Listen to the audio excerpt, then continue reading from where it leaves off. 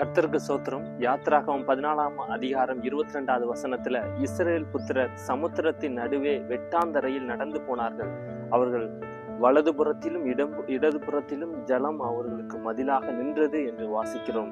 இஸ்ரவேல் புத்திரருக்கு பெரிய ஒரு பிரச்சனையாக நின்றது அந்த செங்கடல். அந்த செங்கடல் எவ்வளவு ஆழம் என்று உங்களுக்கு தெரியும், நம்ம எல்லாருக்கும் தெரியும். அந்த ஆழத்தின் நடுவில் எப்படி கடந்து போக முடியும்? ஆனாலும் கர்த்தர் இஸ்ரவேல் புத்திரர்களை அந்த ஆழத்தின் நடுவிலே வெட்டாந்தரையாக ஆக்கி அந்த செங்கடலை இரண்டாக பிளந்து அவர்களை நடந்து போக கர்த்தர் வழியை உண்டாக்கினார். நம்மளுடைய வாழ்க்கையிலும் செங்கடல் எவ்வளவோ ஒரு பெரிய செங்கடல், ஒவ்வொருவருக்கும் விதவிதமா பிரச்சனையான செங்கடல் நமக்கு முன்பாக நிற்கலாம்.